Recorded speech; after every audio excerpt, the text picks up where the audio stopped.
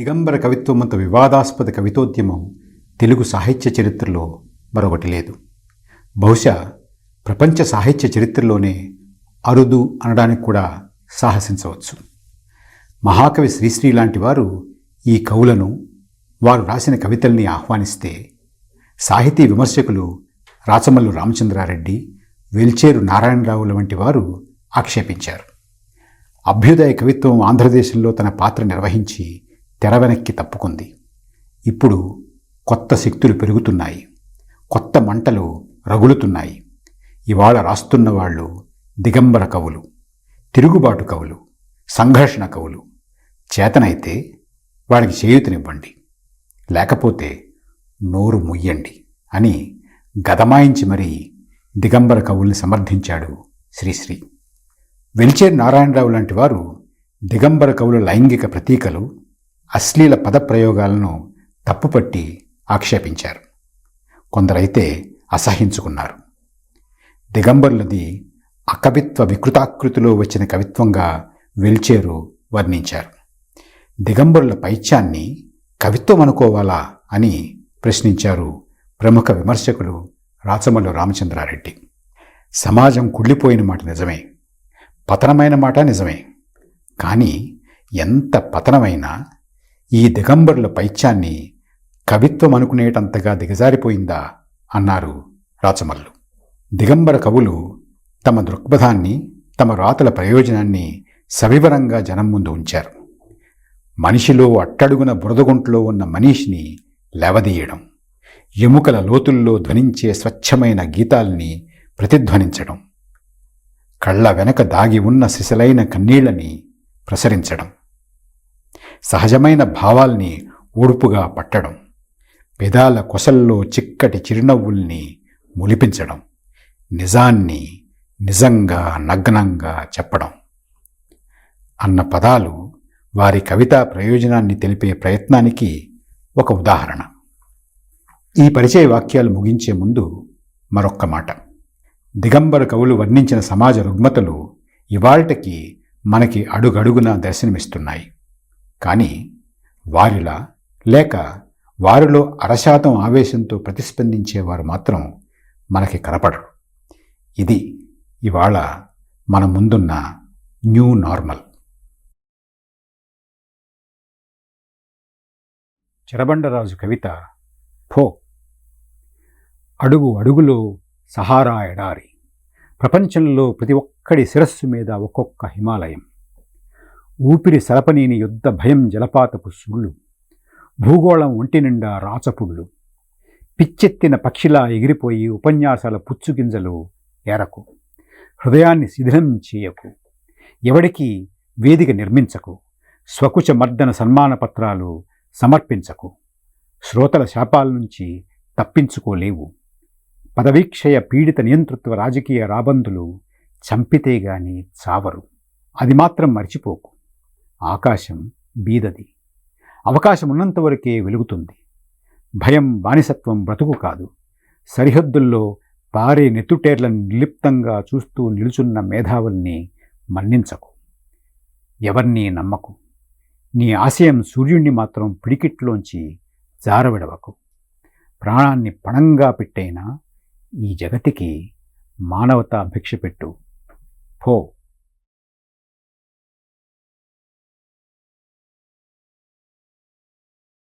భైరవయ్య కవిత కరువు బిచ్చం. అన్నా, భయపడకు, కరువుభత్యం పెరుగుతుంది. కొండ చిలువ నోట్లోకి ఈగపిల్ల దూకుతుంది. నీ జీవితంలా చిరిగిపోయిన చొక్కాకి కొత్త మాసికేసుకోవచ్చు. అర్ధాంగి కళ్ళల్లో అరక్షణం కాంతులు నింపొచ్చు. అప్పులు వాడిని ఆమడ దూరం నుంచి ధైర్యంగా చూడవచ్చు. షావుకారుని నల్లదేవుడికి ముడుపు కట్టొచ్చు. ఆఫీసరు చిన్న కొడుక్కి బిస్కెట్లు పట్టుకెళ్ళొచ్చు. లోకం తెలియక ఆకలన్న ఆఖరివాణ్ణి సూటిగా కసరచ్చు. డాక్టరు నీళ్లలో కొత్త రంగు చూడొచ్చు. కొంతసేపు గుండె మీద చెయ్యేసుకుని నేనే అనొచ్చు. రోడ్డు మీద జర్రిపోతులా జారుతున్న ప్లిమత్ కారుని సరదాగా పరిశీలించవచ్చు. షోకేసులో వస్తువుల్ని ఆత్తరంగా అధికారయుతంగా పరీక్షించవచ్చు ఫుట్పాత్ మించి. అన్నన్న ఇంకా భయం దేనికి? ఈ ఊపులో నిండిన కొత్త నెత్తురుతో గానుగెద్దుని పునరుద్ధరించవచ్చు. అలా వాళ్ళ అబ్బాయి కొత్త సైకిల్ చూపించి బాబిగాడిని మభ్యపెట్టవచ్చు. అంగట్లోంచి జారిపడిన పూల రేకులు పదిలంగా ఏరుకుని ఇల్లాలి కురులు నింపొచ్చు. ఒక్కసారి ప్రస్తుతాన్ని వదిలి భావికేసి ఆకాశంలో నక్షత్రాలకేసి ఆశకేసి ఆశగా చూడొచ్చు. రానున్న గ్రీష్మాన్ని విడిచిపెట్టి ముందున్న చలికాలం మరిచిపోయి లోకంకేసి పావు క్షణం కాళ్ళెత్తుకు చూడొచ్చు. ఏమైతేనేం, లోకం ఎలా ఉంటేనేం, పెద్దన్న నీ కరూభత్యం తప్పక పెరుగుతుంది. ధరల వేగం హెచ్చుతుంది. కొండ చిలువ మరోసారి ఆవలిస్తుంది.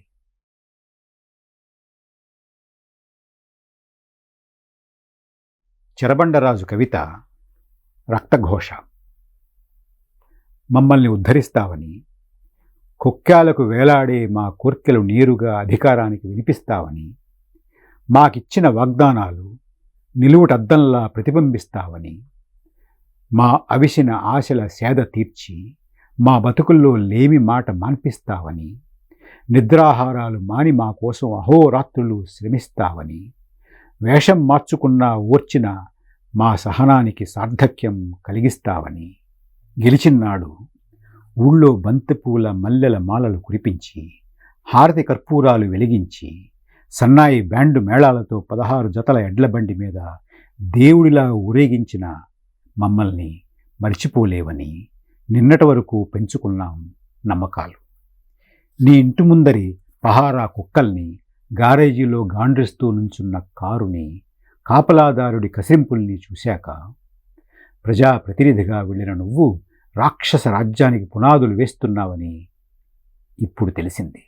నల్లబజారు వ్యాపారిని రక్షిస్తూ వేదికలెక్కి అధిక ధరల్ని అరికట్టాలంటున్నావని, లారీల్ని, ద్రాక్ష తోటల్ని, హోటళ్ల కార్ఖానాల వాటాల్ని, తాజ్మహల్ లాంటి భవనాల్ని కాపాడుకునేందుకు పిల్లల్ని నల్లుల్లా కంటూ కూలి నాలి జనానికి 5 పదులు ఆశపెట్టి కుటుంబ నియంత్రణ గూర్చి గొంతు చించుకుంటున్నావని, కైపెక్కిన కళ్లతో కనిపించిన స్త్రీనల్లా కరచి కారు చీకట్లో కార్లు నగరం అవతల కన్నెపిల్లలకు కడుపుల ముడుపులు కడుతున్నావని అక్షరాలా తెలిసిందిప్పుడు. ఆనాడు చంటిపాపల్లా 5-6 ఏళ్ల పిల్లలాటల్లా నీ చుట్టూ మూగేవాళ్ళం. తీపి నవ్వుల దుర్గంధంలో దొర్లి పువ్వులని భ్రమసిపడ్డాం. కళ్ళ కొనలుల బురదలో దూకి శాంతి కాసారాలని ఎంత మోసపోయాం. ఓనమాలు దిద్దించేటప్పుడు నిస్వార్థ జీవివని సర్వస్వం అర్పించాం. పలుకుబడి రసి ఒంట్లోంచి కార్చుకుంటూ ఆస్తులు పెంచుకుంటూ ఉంటే నీడల్లా నిల్చుని గమనించాం. మాతృదేశం మంచితనం సంగీతం గూర్చి మాట్లాడే హక్కు నీకు లేదు. రక్తం తాగుతూ అమృతమనుకుంటున్నావు. నిన్ను నీ బలగాన్ని గద్దె దింపనిదే నిద్రలేదు. మా ఊళ్ళకేసి చూడకు. మంటలు ఆకాశాన్నంటుతున్నాయి. నిన్ను పిచ్చి కుక్కలా తరిమి కొట్టే తరం జూలు దులిపి దారి కాచి వేచి ఉంది. నగ్నముని కవిత బ్రహ్మపదార్థం. ఓ ఈ దిగంబర కవి నగ్నముని, ఒక్క పరి నీ రాత నుండి తల ఎత్తి ఇటు చూడుము. నీదు గోరిక పైననే కదా ఈ భూమిపై జన్మించితివి. భూమి నీకు ఎట్లున్నది? ఆవాసయోగ్యంగా భాషించుచున్నదా? సావాస భోగ్యంగా విరాజిల్లుచున్నదా? విశ్వవిద్యాలయాల్లా మాట్లాడుతున్నావు. మంత్రి పుంగవుడు రాయించుకొచ్చి చదువుతున్న వ్యాసంలా ఉన్నావు. అనాథమీలా కంపు కొడుతున్నావు. ఎవత్తవే నువ్వు? స్త్రీవా, భావకవివా, కొజ్జావా? ఓరి, నీకు గండకావరం హెచ్చినది. నేనే పరబ్రహ్మ జ్యోతిని, ఆది మధ్యాంతరహితని.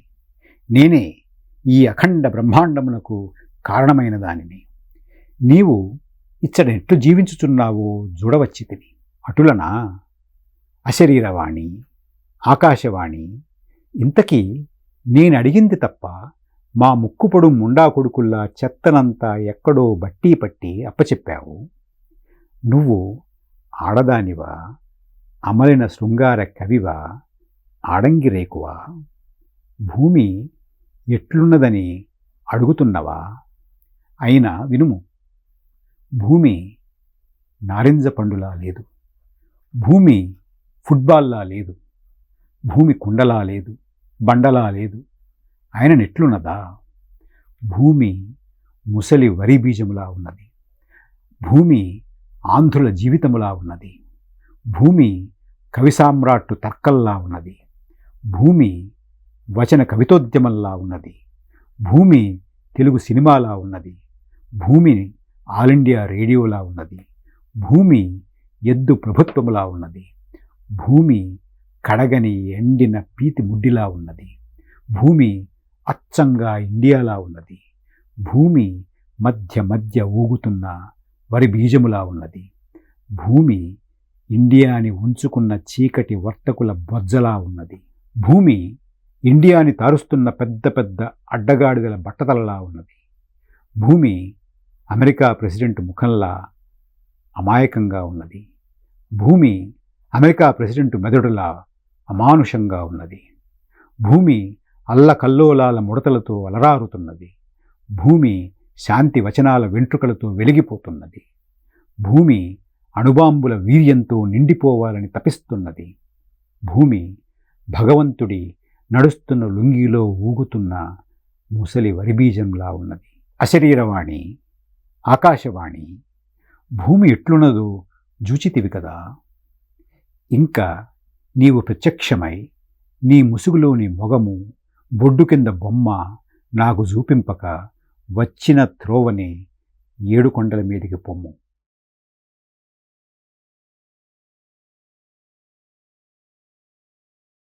మహాస్వప్న కవిత ఆపండి ఆర్కెస్ట్రాని, ఆర్పండి కాగడాల్ని. ఈ చౌరస్తాలోనే యాక్సిడెంట్ జరిగింది. అప్పుడే మతి భ్రమించింది. అక్కడి నుంచే కథ మొదలైంది. నా పేరు ఊరు మర్చిపోయి, నా ఆకారం మారిపోయి, నన్ను నేను కోల్పోయి, ఈ పిచ్చాసుపత్రి కుక్కి మంచం మీద ఒంటరినై కళ్ళు విప్పిన రోజు, చీకటి సముద్రం హోరులో ఎక్కడో ఎప్పుడో తప్పిపోయింది ఆత్మ. నేను పుట్టకముందే మిట్ట మధ్యాహ్నం మండుటెండలో మార్కెట్లో పెట్టి అమ్మారు. శిరాన్ని ఖండించి యవ్వనంలో పండిన గుండెకాయని రాళ్లతో కొట్టి మట్టిలో కలిపారు. బుద్ధి బ్రోతల్ హౌస్లో సుఖవ్యాధులతో మూలిగి చచ్చింది. నరాల్ని, కండరాన్ని, రక్తాన్ని యావజ్జీవ కారాగారంలో పెట్టి నిర్జీవంగా, నిస్సహాయంగా ఒరిగిపోయాను ఈ ఫుట్పాత్ మీద. ఆపండి ఆర్కెస్ట్రాని, ఆర్పండి కాగడాల్ని. ఇప్పుడు మీ మొహాల్ని చూడలేను. మండే ఎడార్లలోంచి, ఏడ్చే అరణ్యాల్లోంచి, మాంసపు గుహల్లోంచి, దుర్గంధ వీర్యంతో తడిసిన శతాబ్దాల నుంచి ఇంక మోయలేను ఈ దేవుళ్ళని, ఉద్గ్రంథాలని. ఇంక మోయలేను ఈ జైళ్లని, సంకెళ్ళని, శాసనాలని. ఇంక మోయలేను ఈ యుద్ధాల్ని, బీటలెత్తిన చరిత్రని. ఏమీ లేదు. ఆకలి, దాహం, దుఃఖం, దైన్యం, దరిద్రం, నీచత్వం, మృత్యువు తప్ప మరేమీ లేదు. అంధకారం, ప్రేతాత్మల హాహాకారం తప్ప మరేమీ లేదు. కాలుతున్న కళేబరాల కమురు వాసన తప్ప మరేమీ లేదు. చెప్పు, ఇప్పుడన్నా నిజం చెప్పు.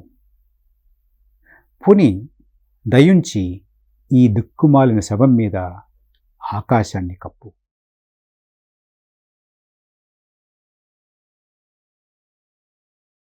నగ్నముని, నిఖిలేశ్వర్, జ్వాలాముఖి, చెరబండరాజు, భైరవయ్య, మహాస్వప్న నిర్మిస్తున్న దిగంబర శకంలోంచి సమకాలీన జీవితంపై దిగంబర కవుల దృక్పథం. మేం ఏం కోరుతున్నాం? ఎందరి శవాలపైన నిలబడ్డ కీర్తి కాముకుల, అవకాశవాదుల, గుంట నక్కల మధ్య చాచుకున్న సూర్యహస్తాల ఈనాటి తరం తలల మధ్య మేం ఏం కోరుతున్నాం?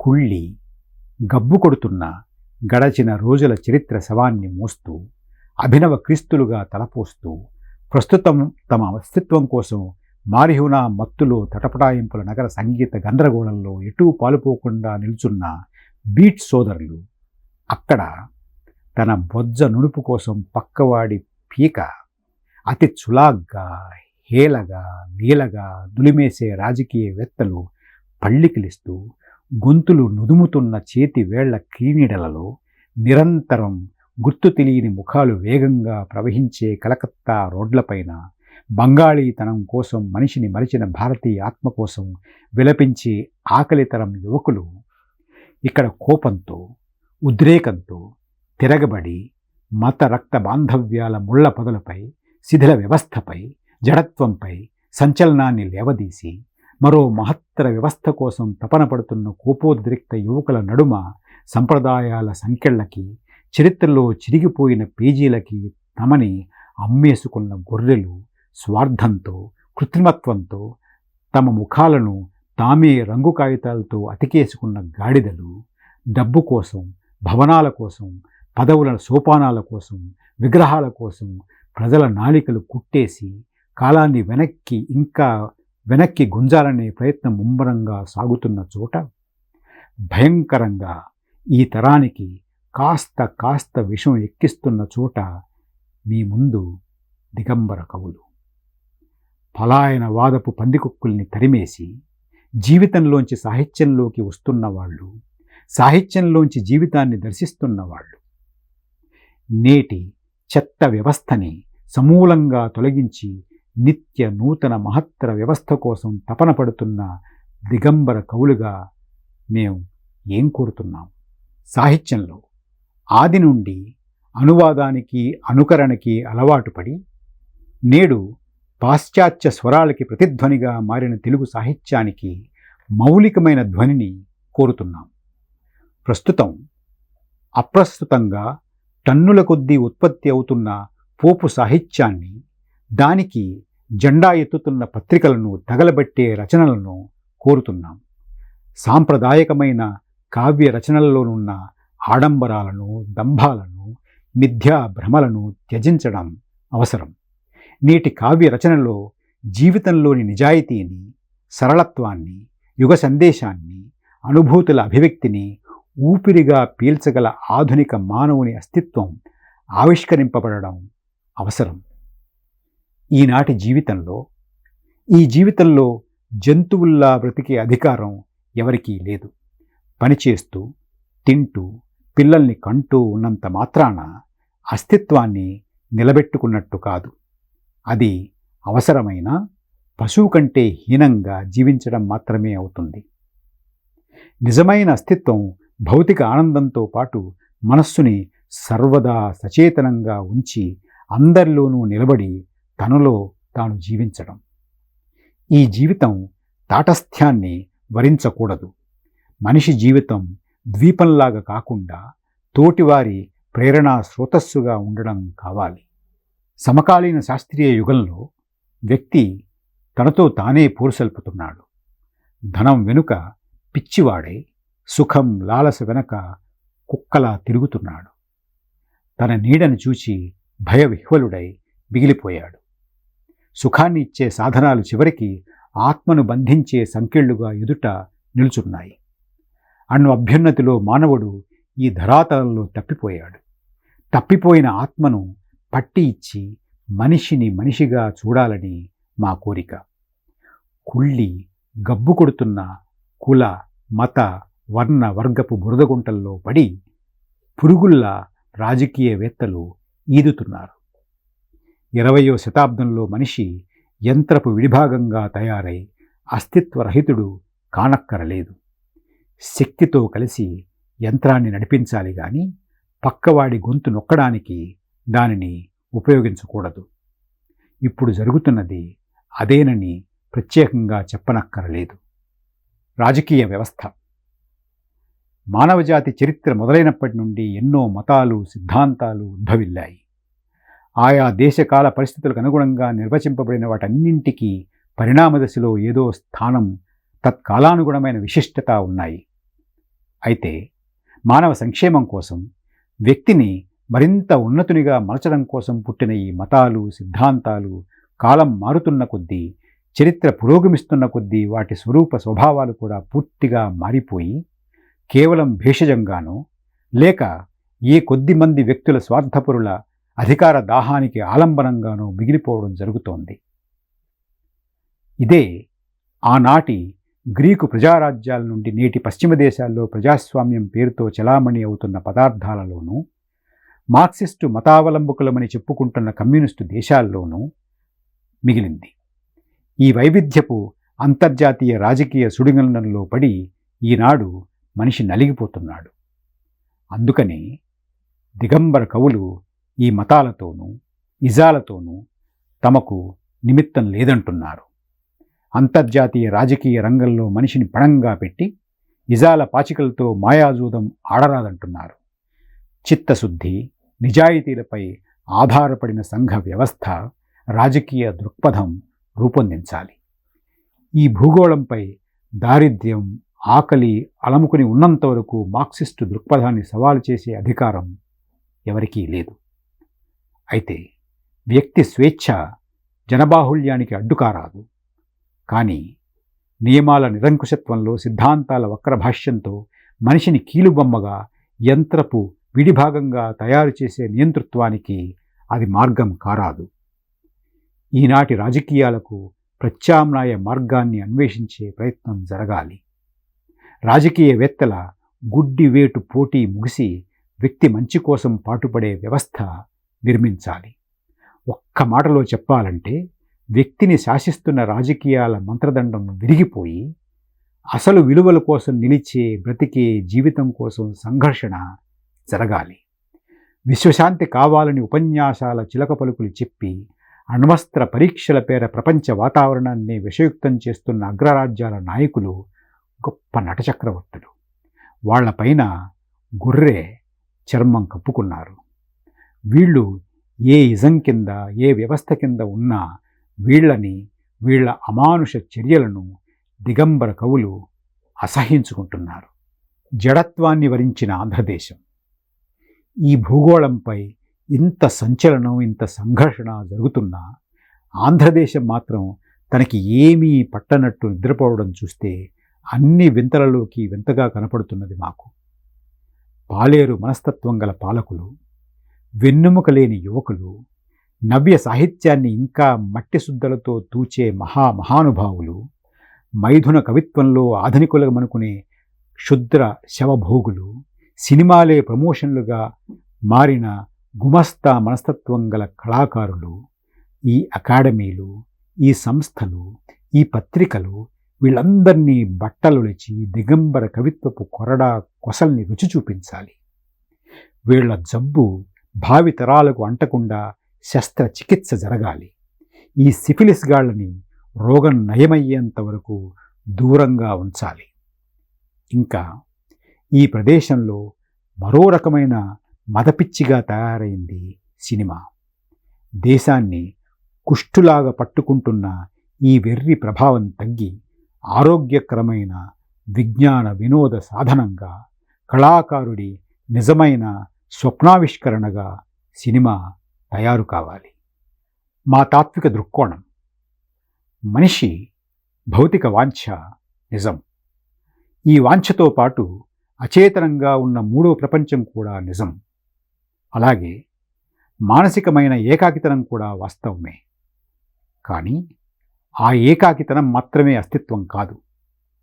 పరిసరాలు, మానవ బాంధవ్యాలు వదిలి క్షణంపై క్షణం బరువుగా పడి ఈడుస్తూ పోవడం కాకుండా చైతన్యవంతమైన ఆత్మ సంతృప్తితో సాగే జీవితం నిజమైన అస్తిత్వం.